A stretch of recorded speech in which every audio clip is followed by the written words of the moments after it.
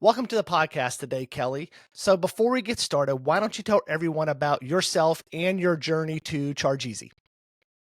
Well, I started off with ChargEasy about the middle of 2023 when the entire EV concept came to life.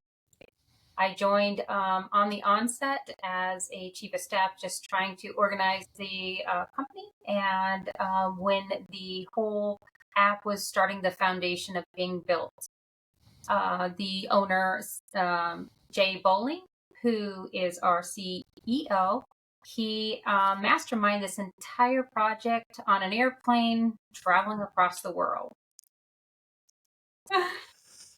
So yeah, pretty cool. So I've had some research to do in it. So before we get, so can you share a little bit about the ChargEasy and creating a community-driven EV network, and basically what is ChargEasy? For you to give like an elevator pitch, what is ChargEasy? ChargEasy is basically the Airbnb of Hmm. charging stations. Think Okay. about the revolutionizing of having people walk into your home and renting out their home. Well, now we're just renting out their chargers.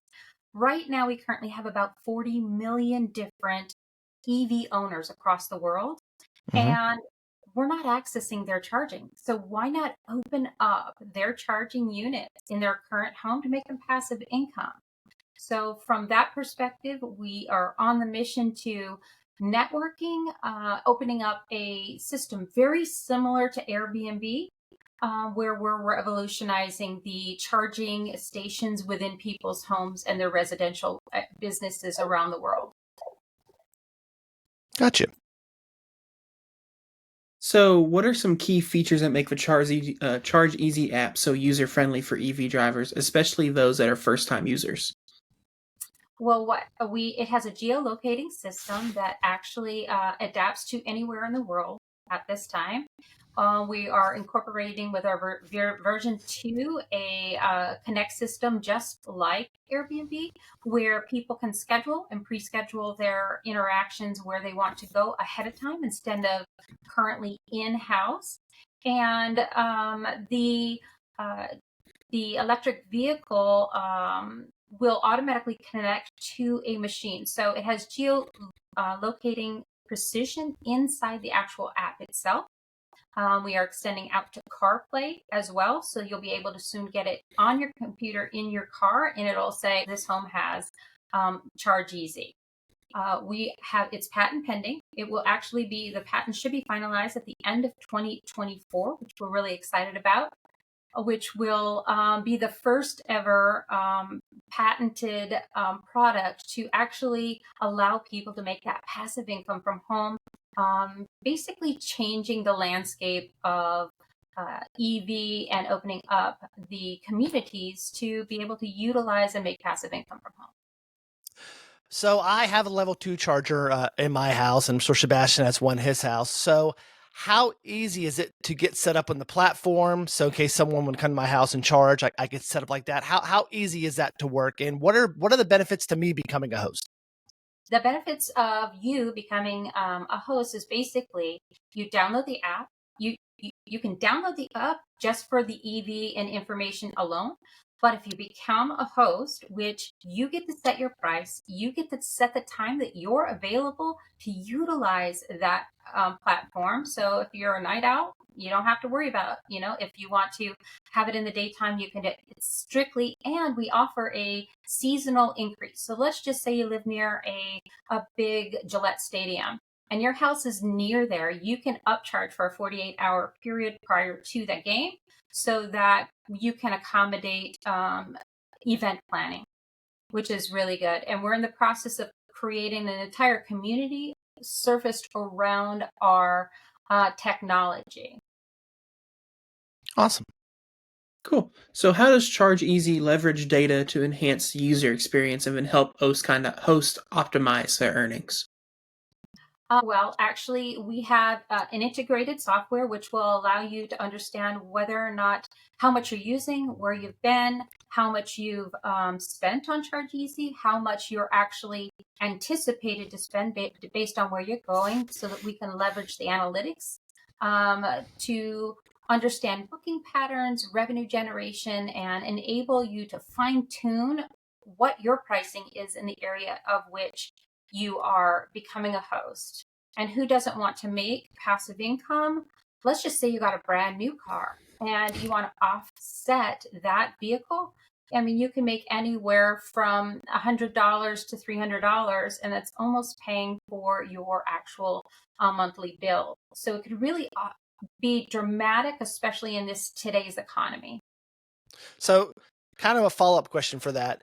Does the host set the rates, or how does that set? Like if The host does set the rate. Let's just say a level 1 will probably be a lot more expensive than a level 2 because you actually have fine tuning. We are actually offering a upgrade on our website. So we have all the tools. Let's just say you need an extension or an adapter or any of the tools that you need to maybe even upgrade. Ultimately, you can set the price based on your area so that it's a very communicable thing, right? Because you're not going to have the same prices here in Las Vegas that you may have in LA. The prices may go up considerably in a dense population over there in LA, where finding a charger is a lot more difficult. Awesome. So everyone is starting to use in their cars, kind of getting away from the onboard navigation, using more like Google Maps and things like that. Can you tell us about your plans, how to integrate services like Google Maps or Apple Maps or like some smart home systems to enhance the ChargEasy app's functionality?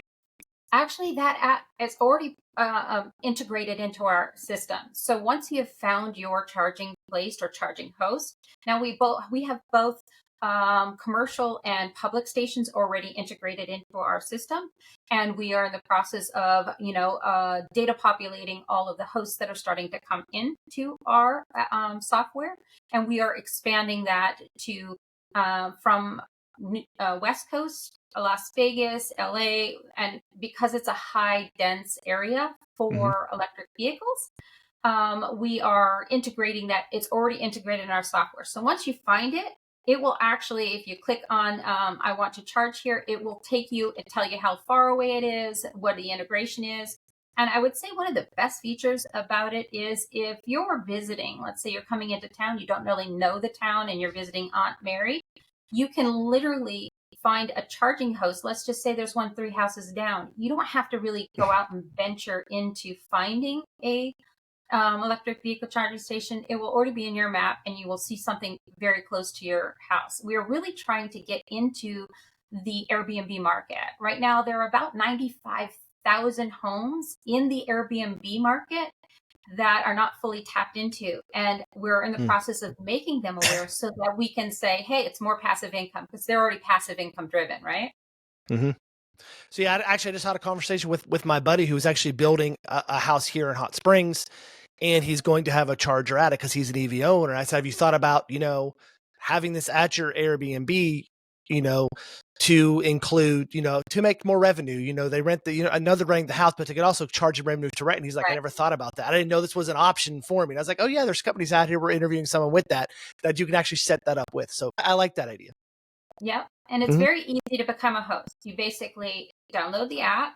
You don't have to use the host option. We encourage you to. Basically, you put in your information. We ask for a picture ID. We ask for you to upload a picture of the host location so people have an identifiable house that they will be going to. And you set it up. You set in your payment arrangements if you're going to utilize it and charge somewhere. And that's it. You're really ready to go on the app. And we are really just trying to get the word out that we actually exist and we have the patent to go with it, right? For sure. Cool. So what role does customer feedback play in shaping your platform?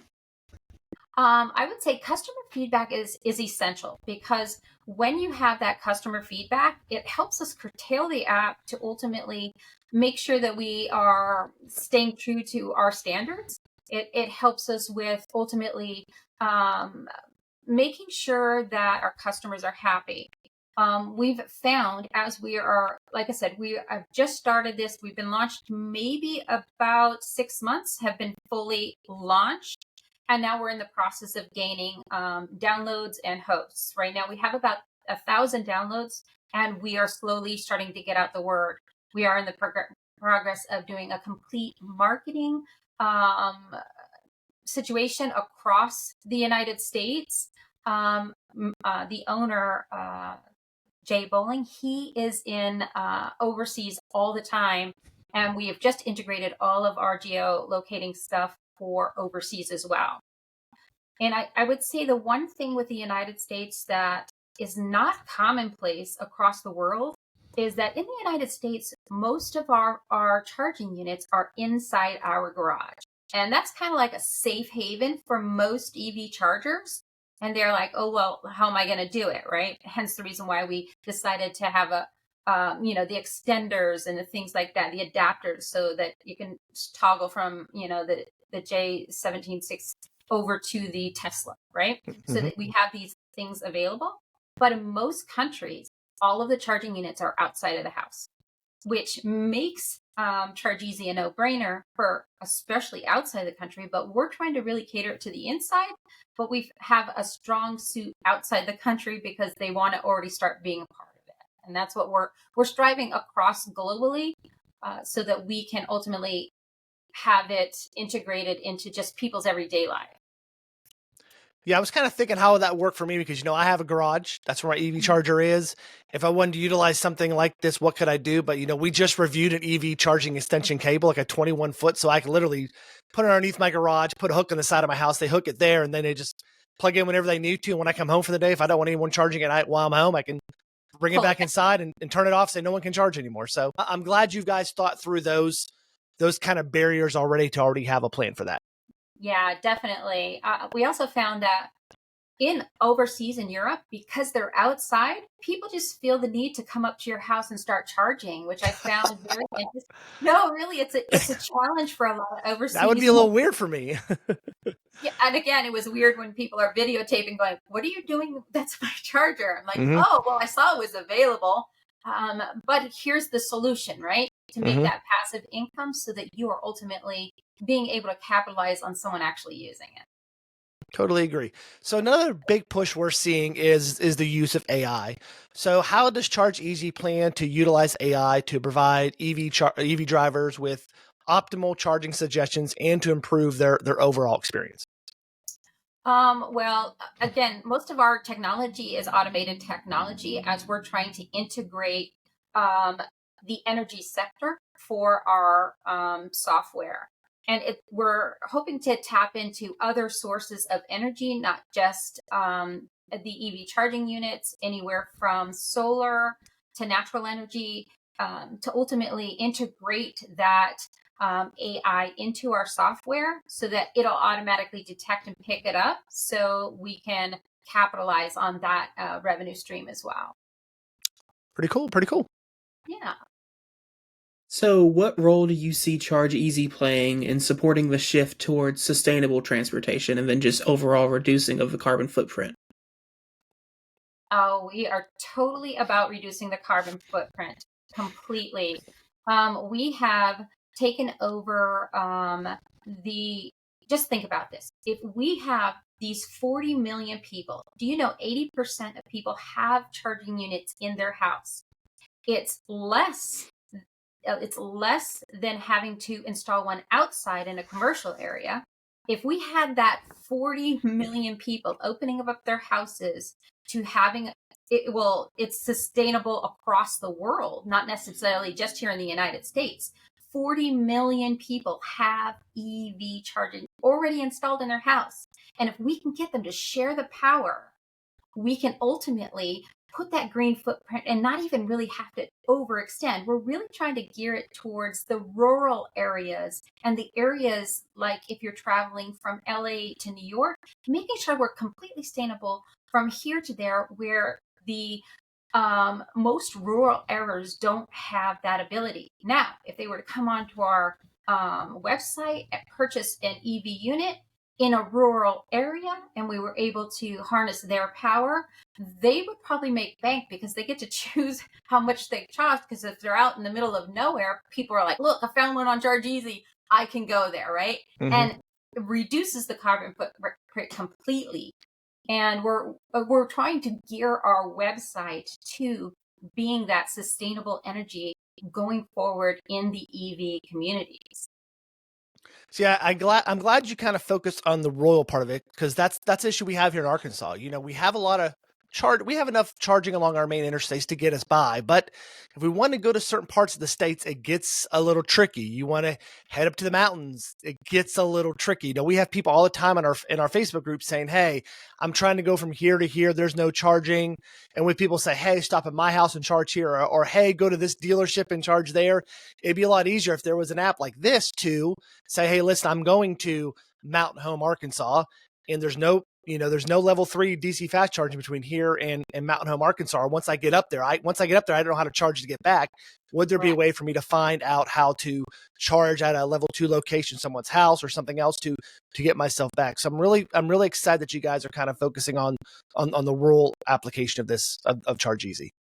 Yes, absolutely. I also think that if people realize it only costs about $1,000 plus an installation fee to get it up and running, it could make you money upon money upon money for future passive income, which is very exciting.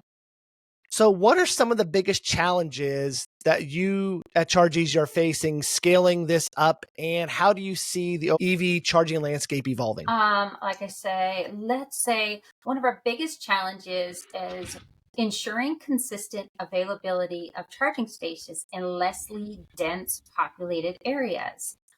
Overall, having that presence in rural communities is essential as we move forward in our total budget in our plan. We are in the process of increasing our charging units that will ultimately be out there for everyone to take advantage of and get that rural areas, get the networks charging over all of that.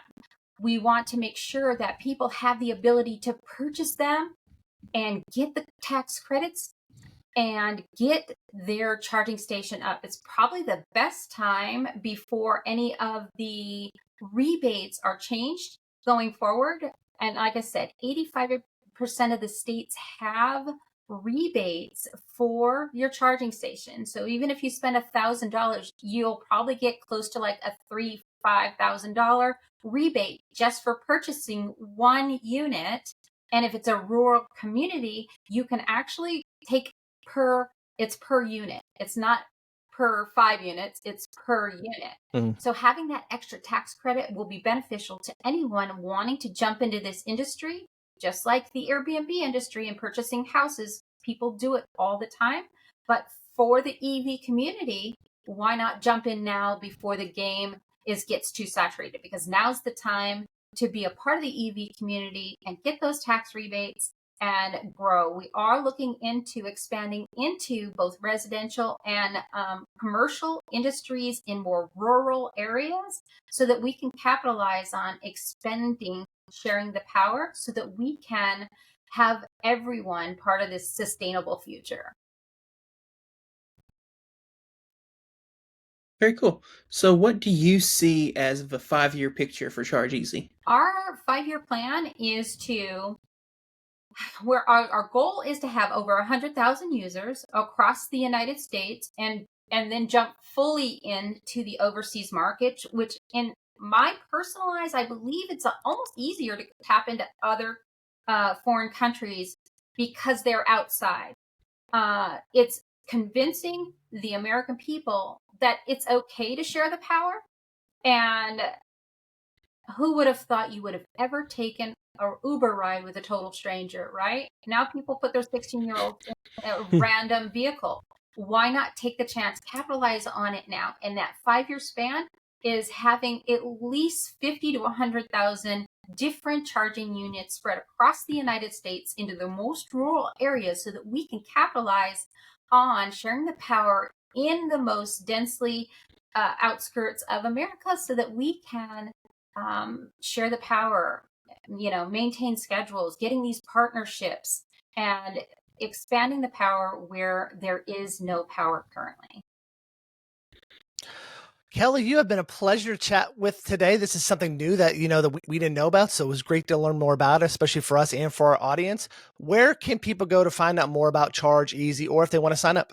We go to chargeeasy.org. That's www.chargeeasy.org. You can download the app today. We are in the process of rolling out our V2, and we should have our CarPlay done hopefully by the end of the year, and you can start sharing the power. The patent will be fully complete by the end of the year, and we look forward to having a whole bunch of new users just downloading it, checking it out, and seeing how you can start to make passive income today. All right. Thank you, Kelly, for joining us today. We will put a link in the show notes to ChargEasy if you're interested in checking this out. Thank you all for joining us, and don't forget to subscribe and tap that notification icon before you leave today. Thank you all for joining us in the EV Geek Podcast, and we will see you again on our next episode. So long, everyone.